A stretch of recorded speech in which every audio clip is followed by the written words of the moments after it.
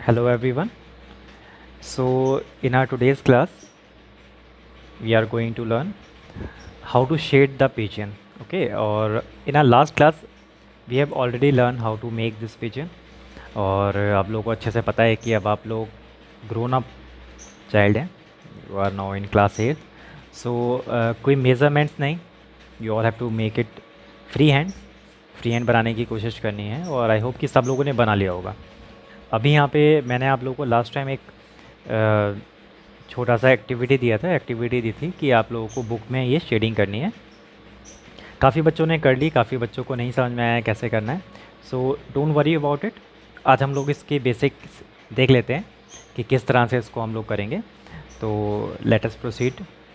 देखिए, सबसे पहले तो ये कि यहाँ पे जो पेंसिल्स मैं यूज़ कर रहा हूँ, पेंसिल्स में मेरे पास है 4B, 6B and 2B I am using.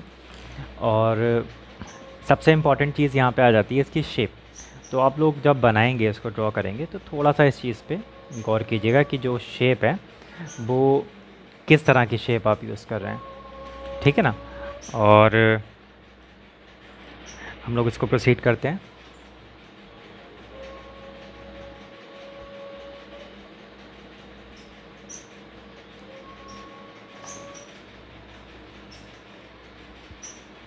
This is paper wait, ताकि जो पेज है वो उड़े नहीं. अच्छा, ये क्वेश्चन ज़्यादातर बच्चे मुझसे पूछते हैं कि सर क्या हमें भी पेज में बनाना है.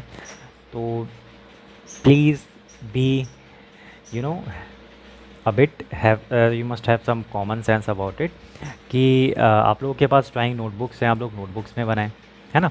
मैं अगर पेज पे आपको बना के दिखा रहा हूँ, अगर हम लोग क्लासरूम में होते हैं तो भी हम लोग वहाँ पे ब्लैक बोर्ड पे सिखाते हैं या अलग अलग नोटबुक्स में सिखाते हैं. तो ये चीज़ आप लोग थोड़ा सा माइंड में रखिए कि आप लोगों को पेजेस पे नहीं बनाना है.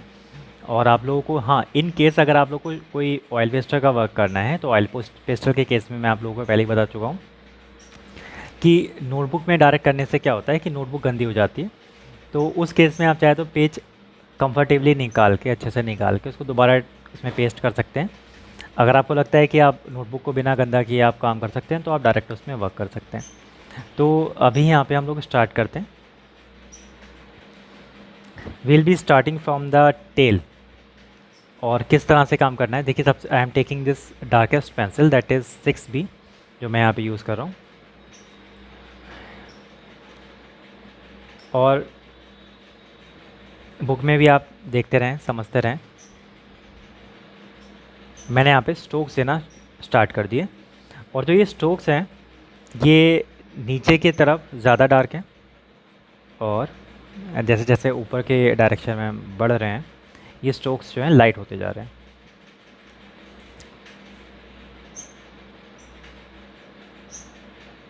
तो ये हमारा पहला स्टेप है. यहाँ पे मैं आप लोगों को सजेस्ट करूँगा, sorry, I am using this 4B pencil.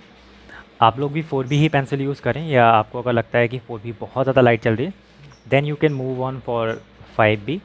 वैसे फेविक एसल में 4B अच्छा वर्क करेगी. तो पहला काम हमारा क्या हो गया कि हम लोगों ने यहाँ पे स्ट्रोक्स इस तरह से दिए हैं. अच्छा, आपको ट्राई ये करना है कि जो आप स्ट्रोक्स देंगे उसमें कोई लाइनिंग्स ना दिखें. The linings should not be visible. इतना ज़्यादा आपको सॉफ्ट ये स्ट्रोक्स देने हैं. अभी आप लोग धीरे धीरे देखते जाइए. हम लोग अभी स्ट्रोक्स देंगे, इसके बाद हम लोग क्या काम करेंगे, जो डिटेलिंग है वो बाद में देते हैं. आप डायरेक्शन का बहुत ध्यान रखिएगा, जिस डायरेक्शन में ये स्ट्रोक्स दिए जा रहे हैं, इनफैक्ट आप बुक में भी देख पाएंगे, उसी डायरेक्शन में ये स्ट्रोक्स होने चाहिए. अभी हमें ये जो स्ट्रोक्स देने हैं बहुत ही लाइट देने हैं. Why we are giving this strokes light, because we will be overlapping the strokes. हम लोग जो स्ट्रोक्स हैं इनको ओवरलैप करेंगे. So this is something that you have to keep in your mind.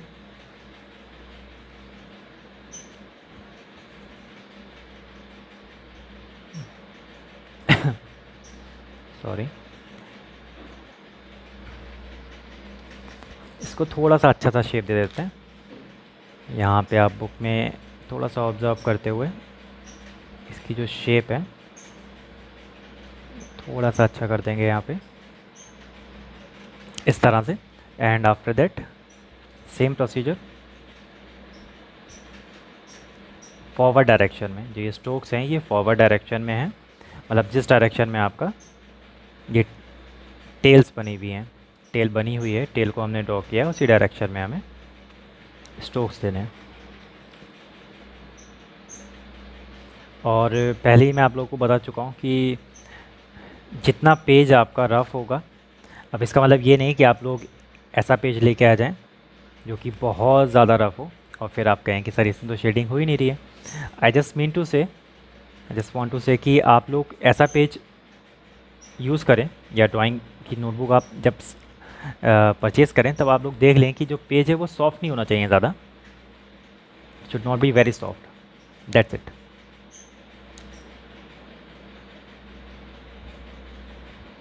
So like this we have given the strokes.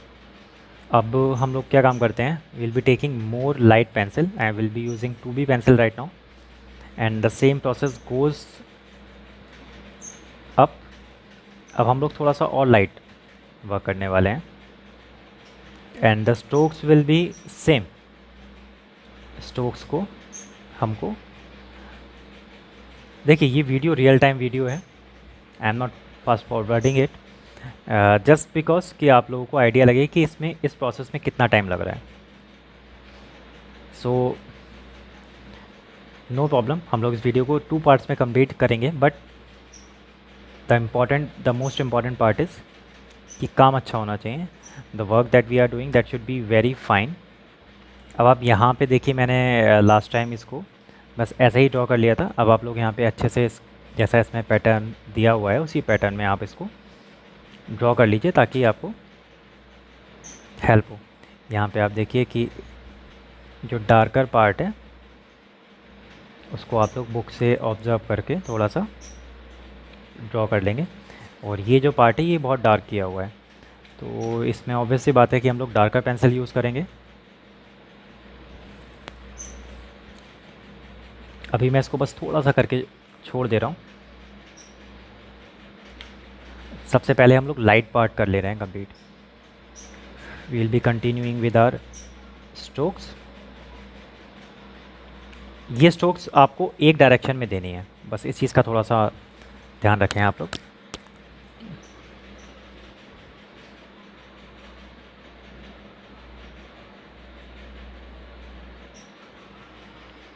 After we will complete this work, this strokes giving work,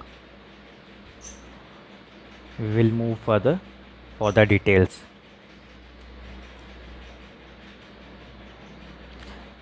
अच्छा, आप लोगों को एक चीज़ और ध्यान रखनी है बेटा कि in this shading work we are not going to blend, because we are not going to blend. Try कि आप लोग जो स्ट्रोक्स दें उसमें बिल्कुल भी लाइनिंग्स दिखे ना, या आप लोगों को ध्यान रखना है कि लाइनिंग्स नहीं दिखनी चाहिए। अब देखिए यहाँ पे जिस तरह से वर्क किया हुआ है, तो यहाँ पे भी हम लोग 2B पेंसिल का यूज़ करके स्ट्रोक्स से दे रहे हैं। हो सकता है ये चीज़ अभी आप लोगों को समझ में नहीं आ रही होगी कि सर बस स्ट्रोक्स जो है बस दिए जा रहे हैं, इसमें स्ट्रोक्स ही बार बार हमको देने हैं, but this is the basic of this drawing, this is the basic. और मैंने आपको बताया कि अपने हाथ के कंफर्ट के अकॉर्डिंग आप अपनी बुक को भी रोटेट कर सकते हैं। जैसे यहाँ से नीचे के डायरेक्शन में स्ट्रोक्स हमको देनी है, बहुत लाइट। कोशिश ये करनी है कि जो लाइंस हैं जब आप स्ट्रोक्स दें तो लाइंस ना देखें, and this is what we are trying hair.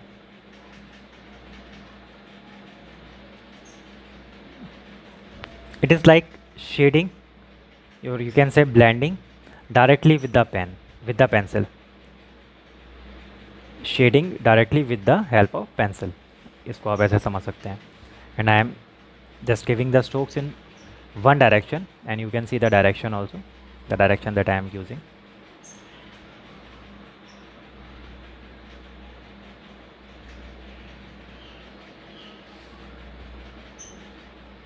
After we will complete this work,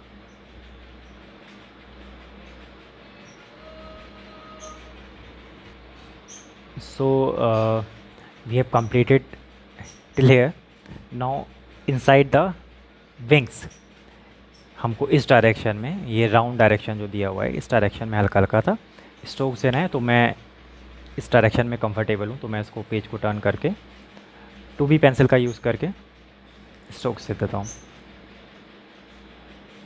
जैसे मैं कर्व वे में यहाँ पे स्ट्रोक्स दे रहा हूँ, आप लोग भी इसी वे में स्ट्रोक्स देंगे। हो सकता है आपको ये विजिबल लाइट हो बहुत ज़्यादा, but you have to understand कि अगर आपको लाइट विजिबल है, मतलब लाइट समझ में नहीं आ रहा कि ये शेड हुआ भी है या नहीं हुआ है, दैट शोज़ कि आप लोगों को भी इसको बहुत ज़्यादा लाइट करना है।